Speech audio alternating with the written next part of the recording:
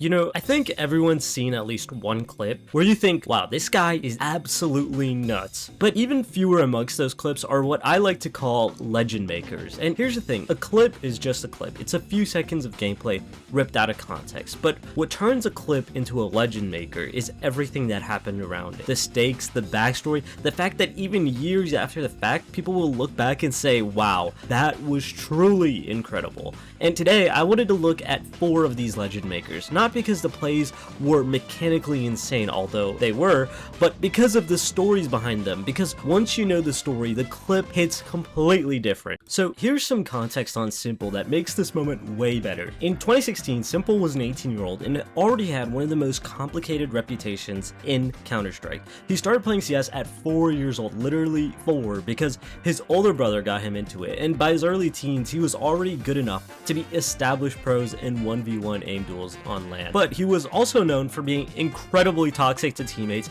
and he had an ESL ban for cheating on his record from when he was younger. He says the ban was from messing around in CS 1.6, but either way, it followed him.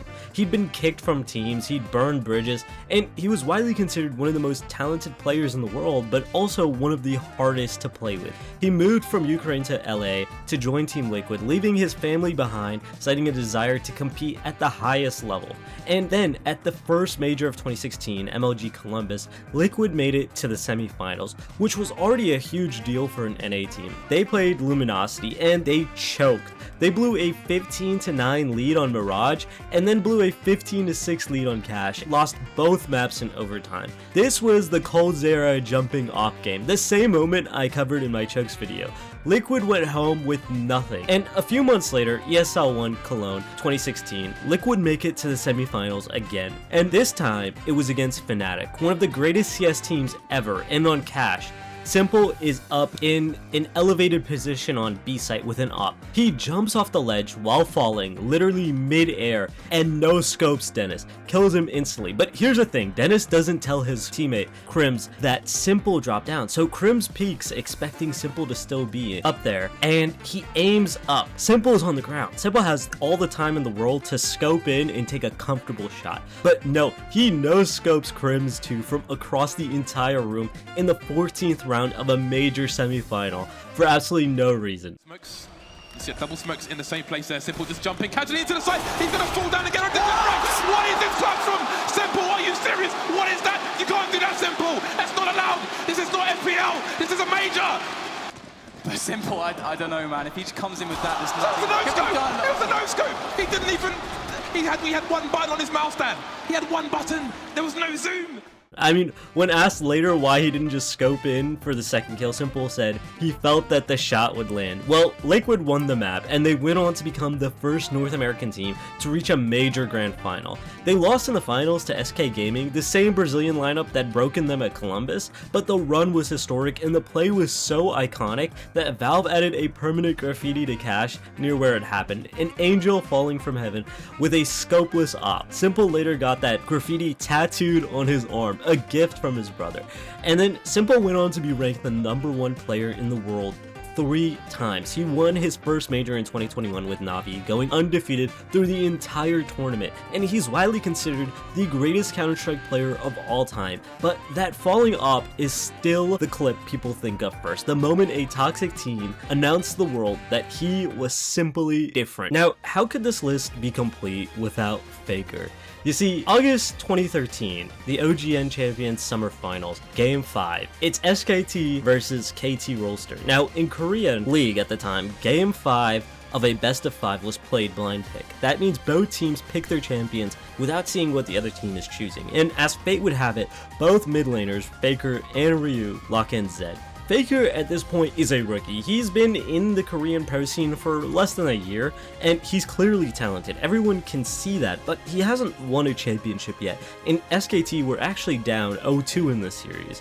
They clawed back to force a Game 5, and everything comes down to this game. 30 minutes in, Faker is pushing up towards KT's inhibitor tower. He's overextended. Ryu sees an opportunity and goes in. Faker's at like 25% health. Ryu has way more. By every reasonable measure, Faker should die here. But what happened next takes about 4 seconds in real time, and people have spent literal years breaking it down frame by frame.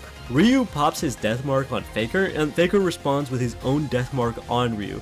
Then, both of them start swapping between shadows, dodging abilities, each trying to land damage while avoiding the other's mark detonation. Faker uses Quicksilver Sash to cleanse Ryu's death mark, removing the damage it would have dealt, and he lands a shuriken on Ryu's new position. So Ryu swaps back to his shadow to retreat, thinking his mark will finish Faker off, but the mark was cleansed, and it doesn't do anything. Faker's ignite ticks, and Ryu dies, and the casters absolutely lose their mind with the iconic Faker, what was that? I'm like, even though I only have a man on the floor, I think he's in the bed. Oh, Faker may be in trouble here. Death mark tries to clean it up for Ryu. Oh, look at the cleanse, look at the moves. Faker, what was that? Faker with a huge play, the QSS. I can't believe I just saw he that. actually won that duel. I can't as believe that SK happened. Telecom I'm just gonna lose my mind. charges into the KT Bullets base. And here's a story behind the story. KT's jungler, Insec, was playing Shen that game. He had his ultimate ready, which teleports him to an ally and gives him a shield. He could have ulted Ryu during the duel and probably saved him, but Ryu told him that he could handle it. He said he was going to win the 1v1, so Insec watched, and then he watched Ryu get completely outplayed. Years later, Insec told the story on his stream, and he said oh, Ryu told me he was going to win, so I watched him get outplayed, and then I went back to my screen. SKT won that game. They won the championship a few weeks later, and Faker won his first world championship. He now has 6. He's the undisputed GOAT of League of Legends, and a lot of people point to this one Zed play as the moment where the world realized what Faker was going to be. Ryu eventually retired from competitive play and became a coach in North America. His face, the frozen look of disbelief after the outplay, it became one of the most famous memes in League history. I mean, just look at this. 2 careers defined by the same 4 seconds in completely opposite directions. If you only know one competitive gaming moment, it might be this one from the FGC. You see, on August 1st, 2004, EVO, Street Fighter 3 Third Strike Losers Final, Daigo, a Japanese player widely considered the best player in the world, is playing Ken against Justin Wong's Chun-Li.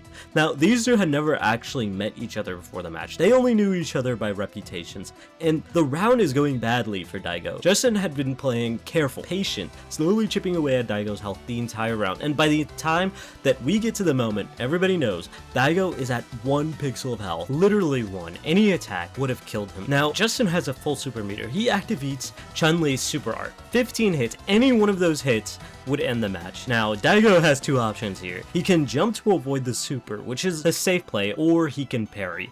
And parrying Third Strike is insane. You have to push your joystick towards your opponent within a 1/10 of a second of each hit connecting. Not away from them, but towards them. You're moving into the attack, and Chun-Li's super art hits 15 times in rapid succession. Daigo would need to parry every single one, missing a single input by a fraction of a second, and he'd be dead. And here's a part that people don't talk about enough. Daigo had to start the parry before Justin activated the super. He had to predict when it was coming. He couldn't react to it. The first hit is too fast, so he set a trap. He stood at full screen distance, which gave Justin only one real option to close up the round. He was baiting Justin into throwing the super, and Justin took the bait. 15 parries, every single one hit. And the crowd goes from confused to disbelieving to absolutely losing their mind.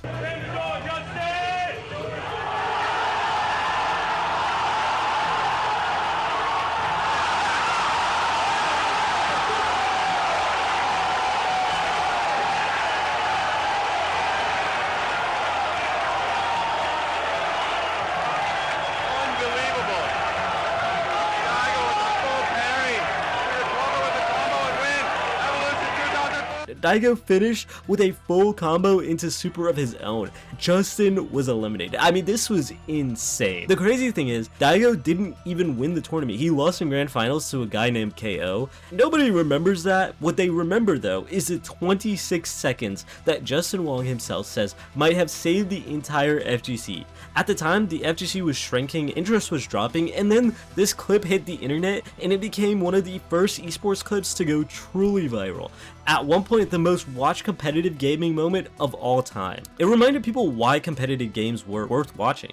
Daigo has a statue made in his honor now of a guy playing Street Fighter. That's what 26 seconds can do. It was absolutely insane. Valorant Champions 2022, Istanbul, Turkey. It's the playoffs and Fun plus Phoenix are playing against DRX. It's map 1 Ascent and it's overtime. FPX had won Masters Copenhagen earlier that year and they were the defending international champions. DRX were the best team from Korea and one of the most consistent rosters in competitive Valorant. This was supposed to be a close match. It was closer than anyone expected. Regulation ended tied and the map went to overtime, and in the first overtime round FPX are on attack. One by one FPX start falling, but by the time the dust settles it's 1v3. Ardiis gets the spike planted and he's the only one alive. 3 DRX players are closing in for the retake and the crowd in Istanbul starts chanting ardiis, ardiis, ardiis. He peeks, first headshot, instant. Second peek, second headshot. And the third DRX player pushes in and ardiis snaps onto him. 3 players, 3 1v1s, and 3 headshots. It was done. The caster screams the man can do no wrong and the crowd is on their feet. He's going to creep up on the side. He wants to plant. He might actually get it as well. Okay, Plant goes in and gets to dip away. Does get marked though. Prowler, not a problem just yet. Another. No way! Oh my God! The man can do no wrong! One of the greats to stand on this stage so far! It's one of those moments where the aim is so clean and so fast that your brain doesn't fully process what happened until you watch the replay. And here's the part that makes it even crazier. FPX didn't even win the map. DRX responded. The map went to 6 overtimes. DRX stacks hit his own clutch in overtime 5, then went nuclear in overtime 6. Leapt from heaven, mowed down FPX, stood up, and kissed his mouse in front of the crowd. DRX took the map and eventually won the series. So ardiis hit what many people call the greatest clutch in Valorant history, and his team still lost, but nobody remembers who won the map. They remember the 1 versus 3, they remember the crowd chanting his name, and they remember the 3 headshots in overtime that made every person in that arena stand up. And that's what a moment does. It doesn't have to win you the match, it just has to make everyone who saw it unable to forget. So here's what I think connects all 4 of these legend maker moments. None of them were supposed to happen. Simple no-scope someone he had no reason to no-scope. Faker was at 25% against a healthier opponent. Daigo was at 1 pixel of health, and ardiis was alone against 3 players in overtime at the biggest tournament of the year. These aren't moments that happened because everything went right. There are moments that happened because everything went wrong and one player refused to accept it. It's the ability to take the unwinnable and turn it to the unbelievable. They didn't take the safe option, and that's why we look at them now as legends. Thanks for watching. Let me know in the comments which moments you think are the most legendary, and I know everyone's got an opinion on this. Like and subscribe if you want more stuff like this, and thanks again for watching.